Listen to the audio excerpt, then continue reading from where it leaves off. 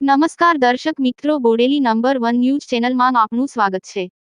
હવે જોઈએ આજના તાજા સમાચાર। કવાંટ તાલુકાના પીપલદા ગામે થયેલ વૃદ્ધ દંપતીનું લૂંટ વિથ મર્ડરનો અનડિટેક્ટ ગુનોનો ભેદ ગણતરીના દિવસોમાં સંયુક્ત રીતે ઉકેલી નાખતી છોટાઉદેપુર એલસીબી શાખા તથા કવાંટ પોલીસની ટીમ।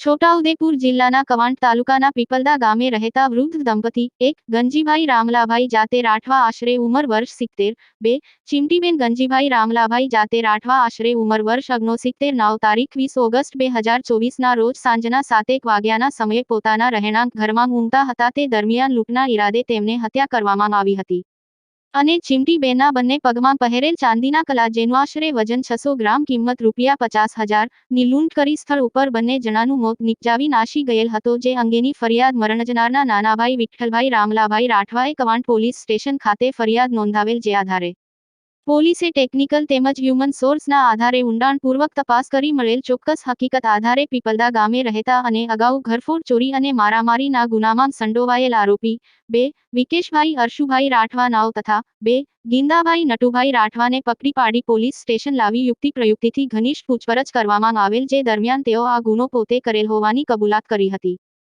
જુઓ સમગ્ર ઘટના વિશે શું કહી રહ્યા છે છોટાઉદેપુર જિલ્લા એસપી ઇમ્તિયાઝ શેખ। 10 દિવસ પહેલા કવાંટ પોલીસ સ્ટેશનના પીપલદા ગામમાં એક ઘૃણાસ્પદ પ્રકારનું મર્ડર થયું હતું। તેમાં ગામના જ બે માણસો હતા, બિંકેશ અને ગિંદો।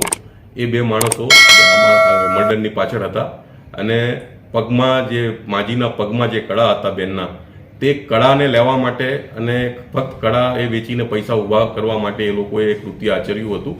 કેમ કે એ લોકો ગામના હતા અને ભોગ બનનાર લોકો એમને ઓળખી ગયા હતા, તો ભોગ બનનાર લોકો એમને ઓળખી જાય અને એમને ગુનામાં પકડાવી ના દે તેના માટે એમણે આ કૃત્યને અંજામ આપ્યું હતું। એ લોકોને પકડીને જેલ હવાલે કરીને જેલ પરત મોકલી આપવામાં આવ્યા છે અને ન્યાયની કોર્ટમાં હવે એમની સામે આગળની કાર્યવાહી નામદાર કોર્ટ મારફતે કરવામાં આવશે।